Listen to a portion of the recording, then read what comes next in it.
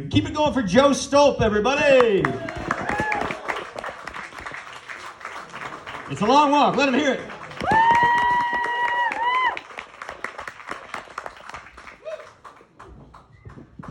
Long walk with small legs. What can I tell you? So, like you said, my name is Joe Stolp. And before I start telling the jokes tonight, I just want to give a huge shout out to my biggest supporter, my mom. Yep, she couldn't make it here tonight because apparently, she had to wash her hair or something like that. But what a bitch, right? But you know, it may sound like my mom is embarrassed of me, but she would never not claim me during tax season. That is. But I'm just joking. My mom taught me many different lessons growing up. Like, I should always love myself for who I am. And for the most part, I do. But let's be real. We all have things that we would change about ourselves. Like, for me, for example, I just want to be 5'5". That would be a dream come true. It may not sound like a lot to you, but this would open up a whole new door of possibilities for me. I could buy men's jeans. I could ride roller coasters. I mean, I might have to give up the kids eat free menu at restaurants, but fuck it, at this point I'm in.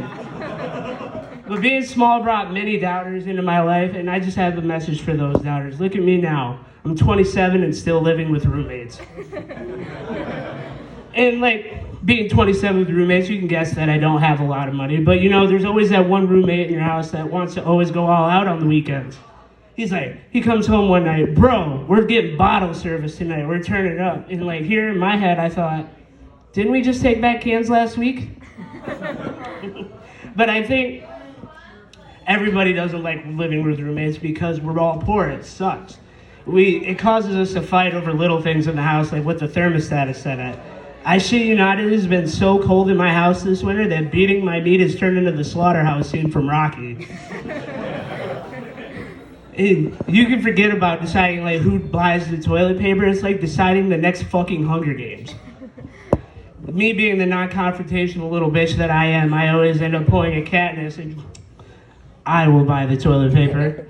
And but you can forget about 2-ply. I'm not made of money. I shit you not, the last time I used 2-ply, I imagine it probably felt like wiping with a beach towel. But I could talk about my roommates all day, but I'm just gonna end it with this. Get it together, Mom and Dad. No, but my mom and dad are great, ladies and gentlemen. Like I said, my mom taught me many lessons. She always taught me that if I work hard, I could always reach my goals. Little did she know I would be born like a chubby T-Rex, but I reached most of those goals as long as they weren't on the top shelf. My dad, on the other hand, always tried to teach me about our culture. You see, my dad is full Native American, making me half Native and 1/4 alcoholic. But he would always try to teach us the important things like respect for nature, love for your family, bring all your white friends to the casino.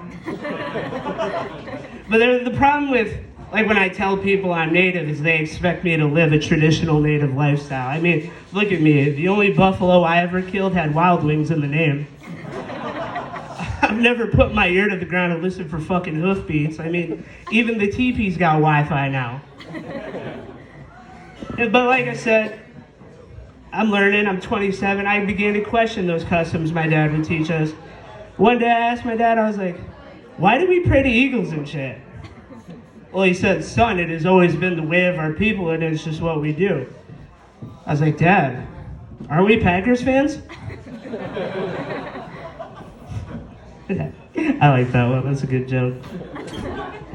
But like I said, I'm 27 now, I'm learning things. I'm at that weird age where all my friends are beginning to get married from high school. And I have the honor and privilege of being invited to be a part of two of my best friends' big day. But I tell you right now, that is the last fucking time I will ever stand on top of a cake. Halfway through the ceremony, the cake was literally going to my hips. But on a bright note, 2 people creamed in the bride's face that night.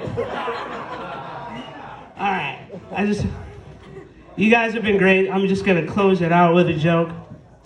See, I'm still relatively new to this whole comedy thing, and I've been learning a lot, and the biggest thing that I've learned is that comedians don't get girls. Like, if I had to build a spectrum of people who get girls, way in the front of this place, you would have the doctors, the athletes, musicians. Meanwhile, I'm way back here trying to finger bang the scraps with magicians and dudes who ride motorcycles. All right, thank you guys. You've been great. Give it up. Let's have a fun night.